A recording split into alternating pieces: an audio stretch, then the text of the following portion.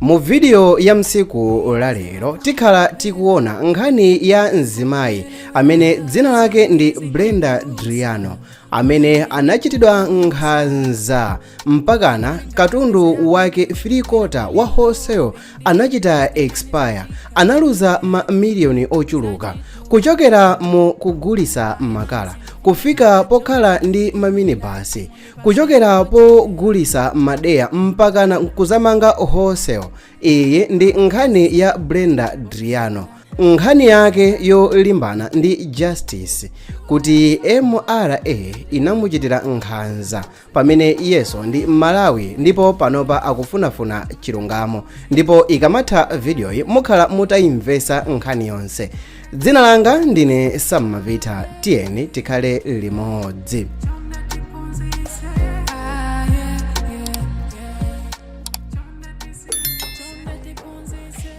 Mu 2006 Brenda Adriano limodzi ndi mwamuna wake amene dzina lake ndi John Kozala anakwatirana, ndipo mchaka cha 2007 iyeyo ndi mwamuna wake amene ankagwira ntchito ku banki mu nthawi imeneyoyo anayagwirizana kuti ndalama zimene azipeza azisunga ndalama yokwana 50% pa ndalama yawo. Iwowa anayamba kusamagwirisa ntchito ndalama zochuluka, ndipo mzaka zimenezi ndikuti iwowa amakhala nyumba ya ndalama zokwana 900 kwacha. Eya, ndalama yosakwana 1000 kwa munthu amene amagwira ntchito ku banki. Mkazi wake anali kugula makala ndi kumagulisa, ndipo malo amene ankakhala iyewatu ndiyokuti anali osalongosoka. Amene ankakhala pamalowa ndi zakuti anali anthu aja mavenda onyamula matumba, anthu amene amakankha mawilibala mtaunimo, anali anthu ake amenewo. Pamene anayamba kugulisa makala anayamba kumapeza ndalama pafupifupi 15,000 kwacha pa mwezi ngati profit pogulisa makala. Ndinagula thumba ya makala ndikuyamba kumanga, ndinasekedwa even maneighbors anthu oti iwe mamuna kuisha ubanki upanga zimene zifacha nazo kuti sisi ningamangokhala, ndipo zimatheka. Chamali chimo ndinapeza kuti ndi mimba koma timapanga bezi zimenezo. Nyumba ija inali bed sit nzoti anthu akumuzi kwathu aje foti kumuzi kwathu uzafika umeti makhala inali ulendo ungoenda ulupasi uluwanjinga akabwera amangokhala maminiso ochepa mwina angodya nawo lunch samagona. In so doing anthu aja amaona kuti sizinathekera anthu amatipewa, ifeso zathu zimatheka munjira imeneyo. Ndinapanga zimezi kwa 10 months. Mu chaka cha 2008 anapita ku Phalombe kumene mwamuna wake anasamukira kuti azikagwira ntchito kwa miyezi yokwana 6 pa ma contract ena amene iwowa anali nawo. Ataona kuti zinthu zikhonza kudyerako pang'ono potengera ndi ma plani yawo, ananyamuka ndi kupita ku Phalombeko ndi kukasaka nyumba ya 5,000 kwacha pa mwezi ndi cholinga chokuti azikhala ngati banja. Omo ndikuti ma business ang'onoang'ono ankapitiriza. Mu Juni mchaka cha 2008 anagula nyumba yawo yoyamba pa mtengo wa 280,000 kwacha, kumeneku ndi kumakata ku Ndilande. Koma ku Phalombeko sikuti mzimayiyo ankagulisanso mwina makala kapena kuti chani ayi, popeza kuti ankakhala pa line imene anthu ake ambiri amangogula makala thumba lonse. Uko anayitulukira kuti azipanga ndalama asamangokhala. Njira yabwino yochita ndi kugulisa freezers, ndipo mu 2009 anapita ku Balaka. Kumeneko atafika ku Balaka anaona kuti madeya ambiri mzigayo amangokhala, anthu ambiri samawasamalira madeya, anthu ambiri madeya kumeneko alibe value. Iyeyo anaganiza kuti akhonza kupanga ndalama zochuluka pogwirisa ntchito madeya amenewa, ndipo anayamba kumagula madeya awa kuchokera mzigayo pa mitengo yotsika kwambiri ndi kumayipitisa kumudzi kwawo kumene ankagulisira alimi. Ndipo uku kumeneko kunkagulisidwa madeya aku kunali kuthyolo, ndipo mu business imeneyi komanso mukuseva kwawo anapezeka kuti agula minibasi komanso agula ploti. Well, kutukuka kugwirisa ntchito mutu osati kumangomangamo mmeshiko khayi, komanso kuphatikizapo kugwirisa ntchito poganizira za malonda.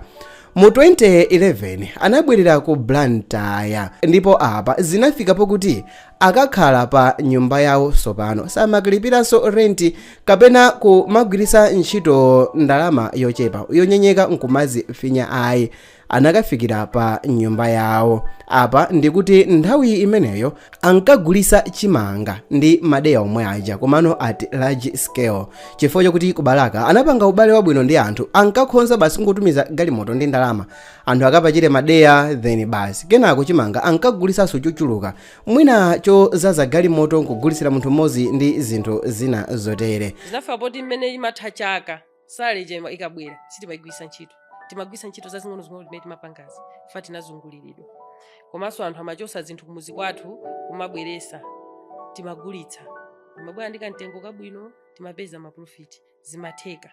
Anayambatu kutuluka mzimayi ameneyo Brenda Driano ndi mwamuna wake John Kudzala amene mu nthawiyo nkuti akugwirabe ntchito mu nkhani zokhuzana ndi finance.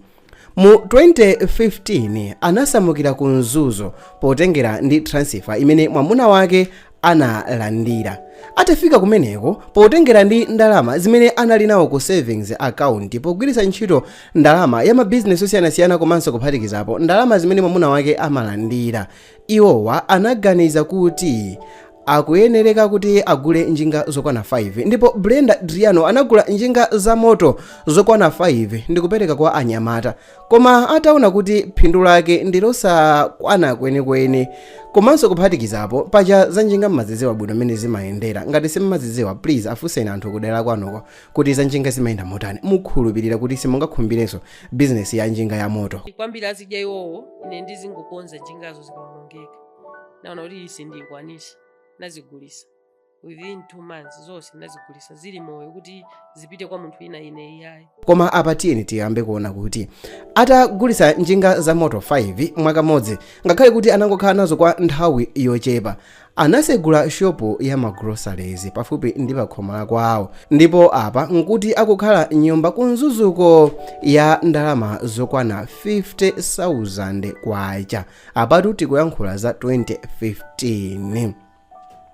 Chidwi chake sikuti chinali pa shopu ya wholesale ayi ndipo apa ankangopanga kuti apeze experience adziwe kuti kodi anthu zinthu amaodesa motani zimakhala motani anthu akapita pansika komanso kuphatikizapo kodi makastomala amalandidwa motani kumeneko ku Mzuzu. Atangokhala pang'ono ndikuchita dilo nkuchita masamu ndikuwerengera kuti china chilichonse chikhonza kutheka. Brenda anaganiza kuti akhonza kupikisana ndi amwenye sopano. Iyeyo anaganiza kuti ali ndi kuthekera kofanana ndi maburundi pa tauni ali ndi kuthekera kupikisana ndi amwenye pa tauni ndipo ali ndi kuthekera iyeyo kuchita business imene anthu ambiri amayiopa. Anasegula wholesale ndipo iyeyo anapeza shopu imene wamuna anali atamwalira ndipo wamkazi anafuna kuti angogulitsa china chilichonse azibwerera kumodzi kwawo. Iyeyo anagwiritsa ntchito certificate ya mwamuna wake anasegula shopu pa 20 July mu chaka cha 2019. Iwowo ndizakuti kuti asegule wholesale imeneyi anagulitsa katundu wawo wina ndi wina ndipo anakatenga ndalama kufinka komanso ku Saire Financial Services. Mu 2019 momwemo a immigration ndizakuti ankabwera pafupi iwowa a immigration akabwera ankamufunsa mzimayiyo kuti atuluse passport komanso resident permit. Oyo anabwera kokwana katatu. Izi sizimamumvekera bwino potengerano kuti iyeyo ndi nzika ya Malawi ngakhale anthu ochuluka ankayankhula zinthu zooneka ngati kuti iyeyo ndi wantchito pena zinkamusangalasa koma pena zinkamugwetsa mphwayi kuti ndi chifukwa chani Amalawi ali ndi mtima oziyang'anira pansi. Anabwera siku yamba nyamata atatu anandiuza kuti ati ndituluse passport ndi business permit ka residence permit ndizichani zimenezo akuti ndi zimene mmene akutulusa mukabwera panga business nziko mwathu muno kuti no ine ndi Malawi ndi national ID yokha ndilibenso ndi passport akuti ndi Malawi ndikuti okay anapita after some days anabweranso ka crew kena kufunsanso zomwezo kuti anzanu sona anabwera ine ndi Malawi samakhulupirira.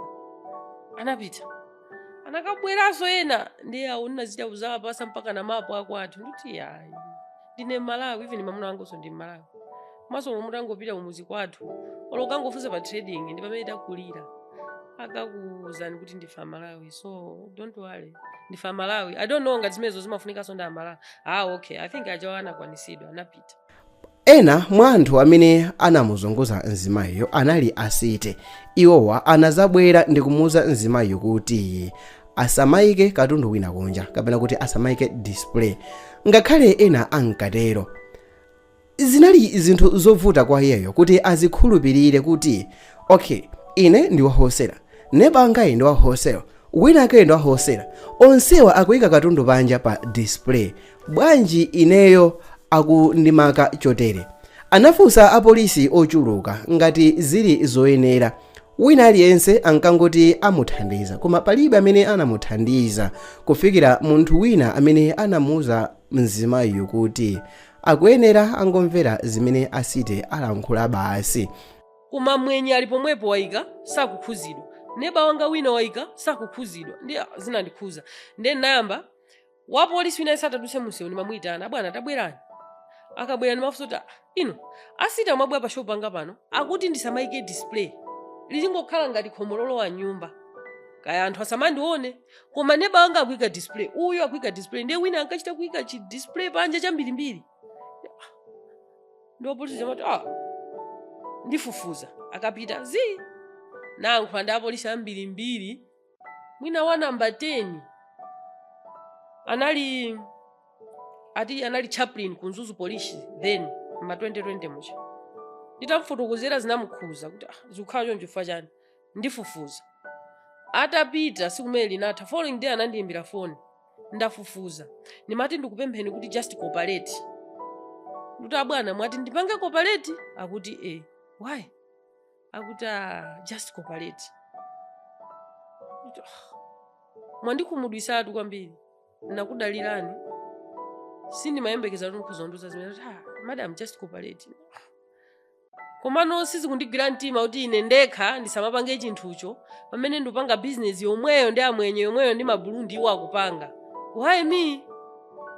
Just cooperate. Okay. Ndi anali namba yanga, nali namba yawo. Ndikaika status ina yake ama ndicheka matha kundiyimbira phone. What's the problem? Pachitikaso china chilichonse. Nduti sichinachitike koma simunandipase mayango. Mufuna kuti ndipange cooperate fachani. Sana ndiuze chimene anandiuza ndipange cooperate koma anandiuza ndipange cooperate. Ndipo siku lina atatuma mwana kuti akasegule shop yake, anapeza kuti asite atenga katundu yense amene anayika panja. Atafika mayiwa nkukambirana ndi asite kuti kodi zinthu zake zikuyenda motani.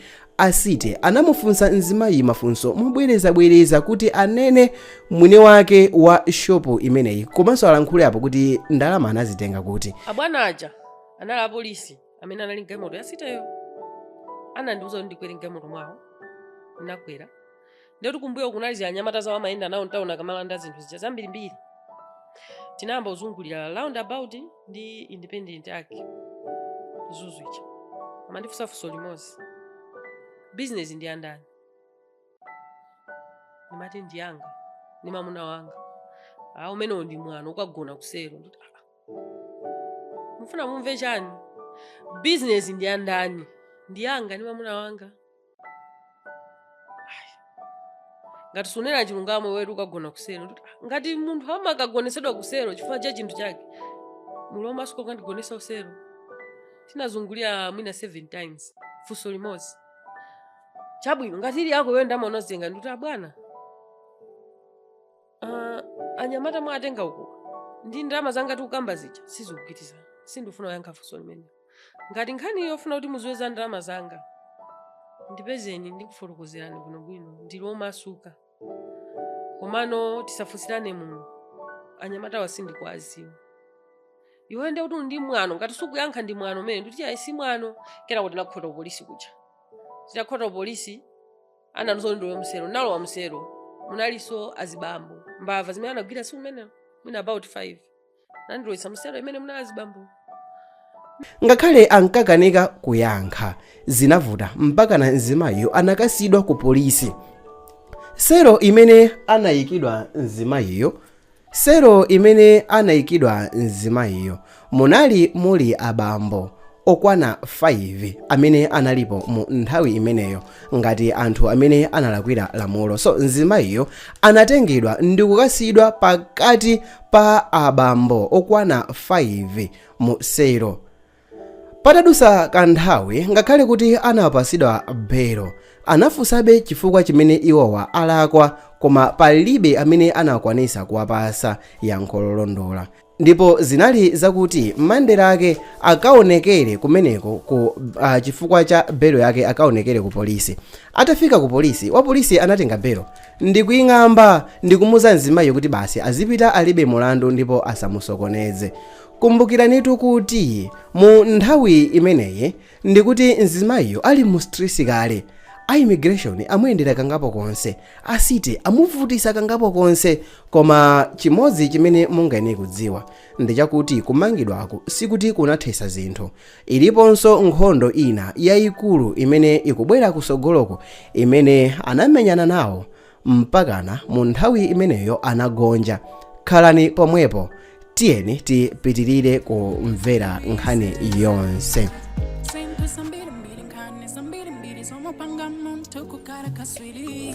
Ngakhale kuti wakulu wa polisiyo anamuwuza kuti basi akuyeneka azipita, palibenso nkhani ina iliyonse, iyeyo zinamutengera nthawi. Anasakasaka kuti kodi apolisi amene alakwisa nkhani amakasumiridwa kuti, apolisi amene aononga zinthu zimakhala motani.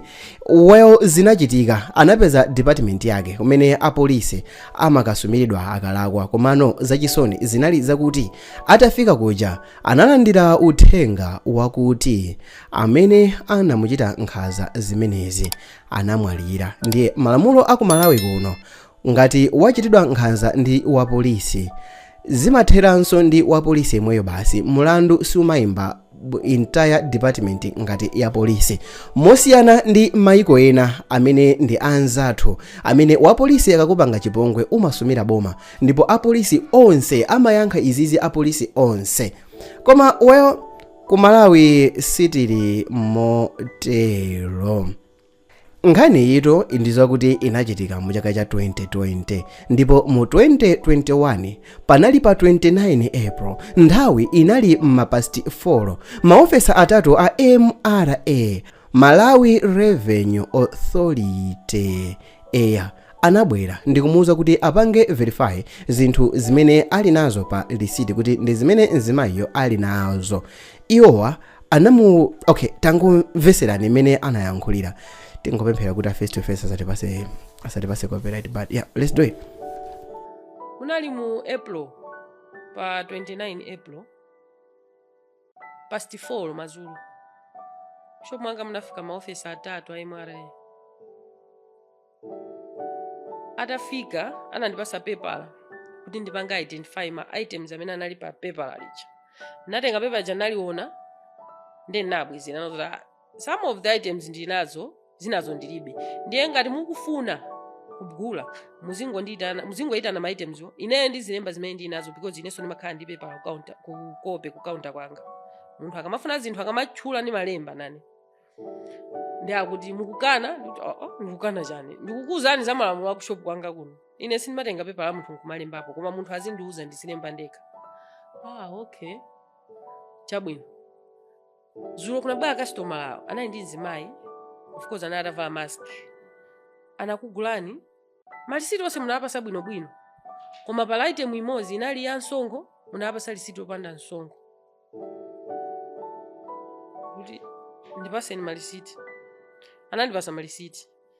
Malisiti aja ndatenga naona kuti apangidwa tampa. Fine anga nala pa machini, koma iwo amene anabwesa analembedwa ndi peni pamwamba. Then naona pofuso loyamba nafusa kuti walemba ndani ndi peni malisitiwa, ananduza kuti none of your business. Ndita okay. Koma ndinakhala inetu ndi mulandu akuti none of your business. Ndita okay fine. Avule mask a customer anavula mask. Nazindikira mayiwo. Nawo zotenda akumbukira customer.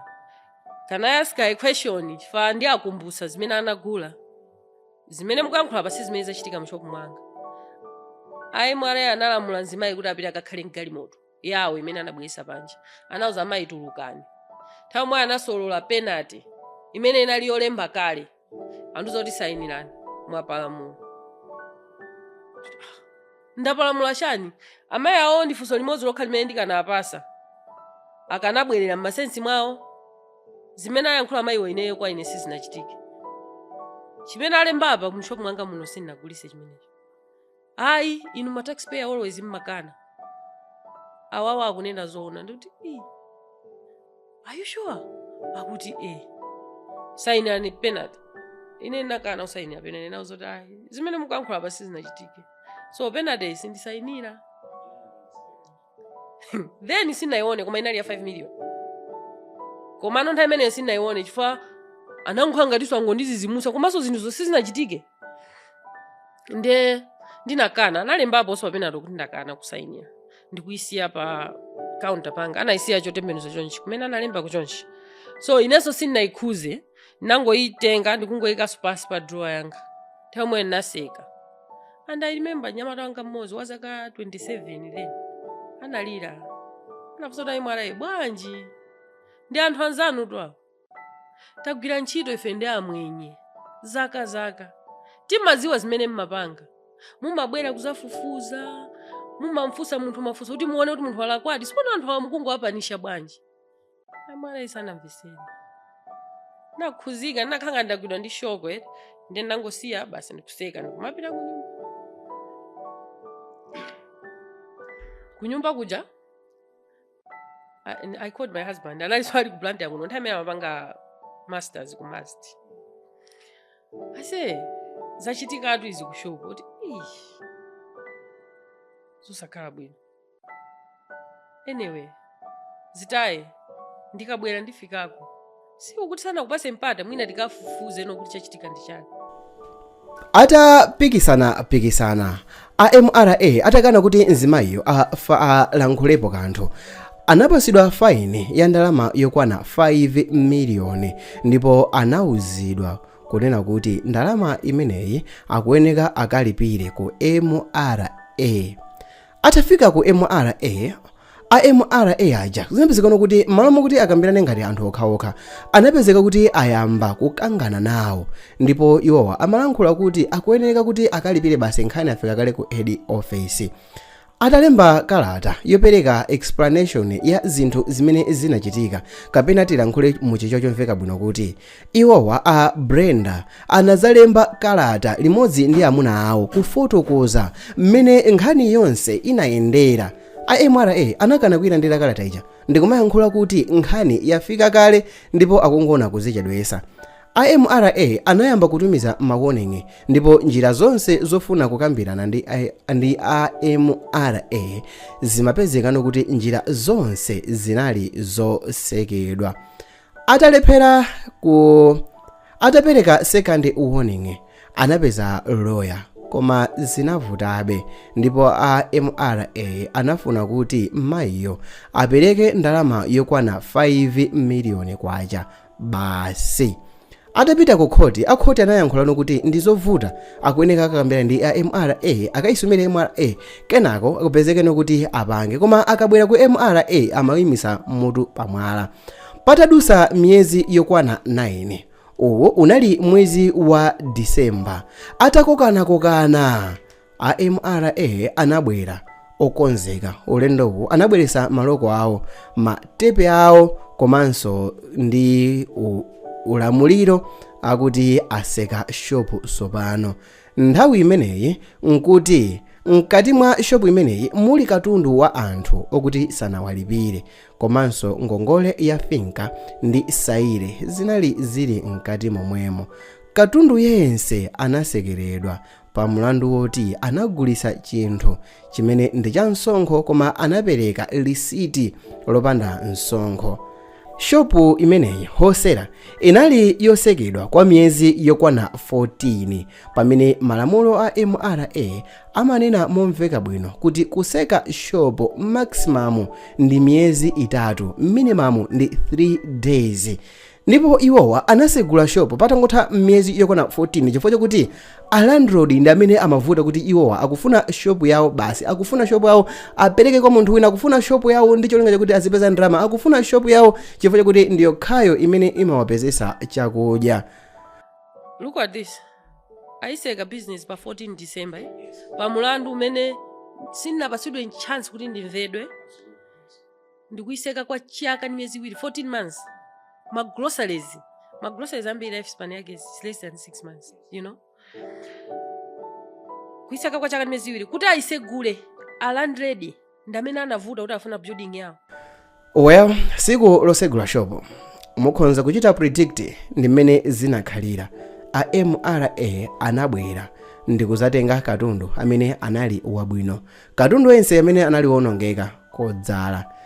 3/4 ya katundu anali wakuti waonongeka sangagwiritsidwenso ntchito, wapanga expire mchimwene wawo chifukwa cha stress. Atabwerera kumudzi kwawo kutcholo chifukwa cholephera kugwira mtima, atazindikira kuti mchemwali wake sogolo lake ndili kupita kumapeto, anapezekano kuti anazipha. Moyo wawo wa Mayi Brenda unasintha. Mwana wawo wamkazi anayikidwa pa gulu la ma needy students. Moyo wawo unasintha, panalibe yankho lililonse kuboma. AMRA anasayinira kuti katundu anagulisidwa mayiwa ali pomwepo pamene iwowo panalibe. Uku kunali kutha kwa chipala wholesalers. Nkhani yayikulu ndi jealousy, nkhani yayikulu ndi kaduka. Uja amene analemba nyimbo ya national anthem ndi kuyika njala, nthenda ndi nsanje. Zikanakhonzanso kutheka kuti akanangoyika mawu kuti nsanje tiziyabwereza katatu. Bingu Muthalika analankhulapo mawu akuti vuto la ife Amalawi ndilakuti timakhala warm kwa ma outsiders okha, koma ndife anthu ankhanza kwa Malawi nzathu. Dziko la Malawi tu ndilokoma kwambiri. Dziko lino ndilokoma kwa basi. Ifenso we are the warm heart of Africa. Koma mukudziwa vuto lake? We are warm to outsiders. Koma mwatoka ndife ankhanza. We are very cruel to one another. We are very intolerant to one another. We are very jealous with one another. Angate ubera muntu kunja kuno machita ba business papa simudandaula koma kungoyamba nzanu kuchita business iye uja yeah Amalawi ndiye tiyese kuchepesa zimenezi kuti chitukuko chipite pasogolo. Ngati mwayikonda video nenisema video ile imene ili pa screen yawo. It's your boy Sam Mavita. Yeah. Tonane mu video sadile. Bye.